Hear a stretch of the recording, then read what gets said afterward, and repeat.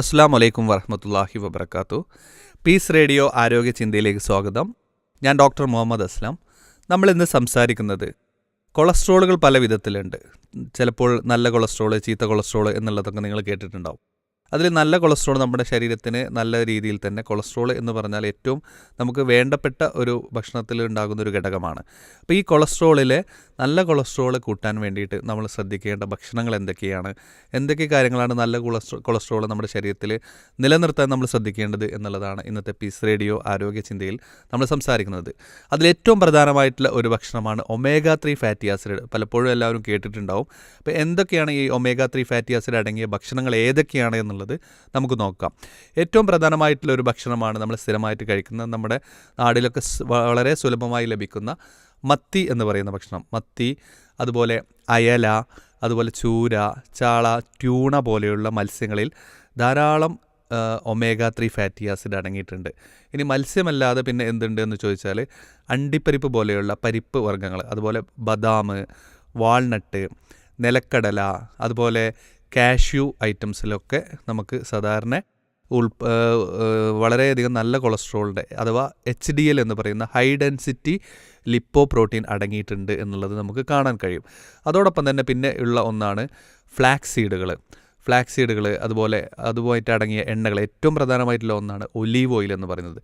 ധാരാളം vitamin E content അടങ്ങിയ, അതുപോലെ ഒമേഗ-3 ഫാറ്റി ആസിഡ് അടങ്ങിയ, നമ്മുടെ ദഹന പ്രക്രിയയെ വളരെയധികം സഹായിക്കുന്ന, നമ്മുടെ ഏജിങ്ങിനെ, നമ്മുടെ വളർച്ചയെയും അതുപോലെ നമ്മുടെ സ്കിന്നിൻ്റെയും ഹെയറിൻ്റെയും അതുപോലെ തന്നെയുള്ള വളർച്ചയൊക്കെ വളരെയധികം നല്ല രീതിയിൽ സ്വാധീനിക്കുന്ന, കൊളസ്ട്രോളിനെ, അമിതമായിട്ടുള്ള ചീത്ത കൊളസ്ട്രോളിനെ കുറക്കാൻ ഉപയോഗിക്കുന്ന ഒരു ഭക്ഷണം കൂടിയാണ് ഒലീവ് ഓയിൽ എന്ന് പറയുന്നത്. പിന്നീട് ഉള്ള ഒരു ഭക്ഷണമാണ് നാരുകളടങ്ങിയ, നമ്മൾ സാധാരണ എപ്പോഴും പറയുന്ന ഒരു കാര്യമാണ് ഫൈബർ അടങ്ങിയ ഭക്ഷണങ്ങൾ കഴിക്കണം. അതിലേറ്റവും പ്രധാനമായിട്ടുള്ള ഏതൊക്കെയാണെന്ന് ചോദിച്ചാൽ പയറുവർഗ്ഗങ്ങൾ, അതുപോലെ ചെറുപയറുകൾ, അതുപോലെ പാഷൻ ഫ്രൂട്ട് പോലെയുള്ള ഫ്രൂട്ട്സുകൾ, അതുപോലെ നല്ല കടല ഐറ്റംസുകളൊക്കെ വളരെയധികം നാരുകൾ അടങ്ങിയ, പ്രോട്ടീൻ റിച്ച് ആയിട്ടുള്ള, അതുപോലെ HDL കൂട്ടുന്ന ഭക്ഷണങ്ങളാണ് എന്നുള്ളത് നമുക്ക് കാണാൻ കഴിയും.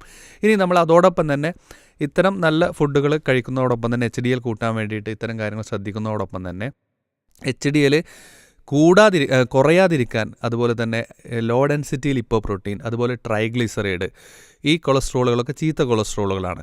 ഈ ചീത്ത കൊളസ്ട്രോളുകൾ കൂടാതിരിക്കാൻ നമ്മൾ ശ്രദ്ധിക്കേണ്ട ഏറ്റവും പ്രധാനമായിട്ടുള്ള ഒന്നാണ് അന്നജത്തിൻ്റെ അളവ് വളരെയധികം കൺട്രോൾ ചെയ്യുക എന്നുള്ളത്. അന്നജം, അതുപോലെ ഷുഗർ അടങ്ങിയ ഭക്ഷണങ്ങൾ ധാരാളം കുറച്ചിട്ടില്ലെങ്കിൽ നമ്മുടെ LDLൻ്റെയും അതുപോലെ ട്രൈഗ്ലിസറൈഡിൻ്റെയും ഒക്കെ അളവ് വളരെയധികം കൂടുകയും അത് കൊളസ്ട്രോളിൻ്റെ ബുദ്ധിമുട്ടിലേക്കും, കൊളസ്ട്രോൾ കൂടുന്നത് മൂലമുണ്ടാകുന്ന കൊറോണറി ആർട്ടറി ഡിസീസ് പോലെ, അല്ലെങ്കിൽ സ്ട്രോക്ക് പോലെ, സെറിബ്രോ വാസ്കുലർ അറ്റാക്ക് പോലെയുള്ള അസുഖങ്ങളിലേക്ക്, ഒരു ഭാഗം തളരുന്ന അവസ്ഥയിലേക്ക്, അല്ലെങ്കിൽ ഹാർട്ട് അറ്റാക്ക് പോലെയുള്ള രോഗാവസ്ഥയിലേക്ക് ചീത്ത കൊളസ്ട്രോൾ കൂടുന്നത് മൂലം വഴിവെക്കുന്നതാണ്. അത് നമ്മുടെ രക്തസമ്മർദ്ദം കൂട്ടാനും അതുവഴിയൊക്കെ ഇത്തരം പ്രയാസങ്ങളിലേക്കൊക്കെ വഴിവെക്കാറുണ്ട്. അപ്പോൾ ആ കാര്യങ്ങൾ നമ്മൾ കൃത്യമായിട്ട് ശ്രദ്ധിക്കുക. കൂടുതൽ അന്നജം അടങ്ങിയ, കൊഴുപ്പടങ്ങിയ, ഷുഗർ അടങ്ങിയ, അതുപോലെ കേക്കുകൾ, പേസ്ട്രികൾ, പുറത്തുനിന്ന് വാങ്ങുന്ന സോഫ്റ്റ് ഡ്രിങ്ക്സുകൾ, അതുപോലെയുള്ള കാര്യങ്ങളൊക്കെ ധാരാളം കലോറി കൂടിയ, അന്നജം അടങ്ങിയ, ഷുഗർ കണ്ടൻറ്റ് ധാരാളം അടങ്ങിയ ഭക്ഷണ പദാർത്ഥങ്ങളാണ്.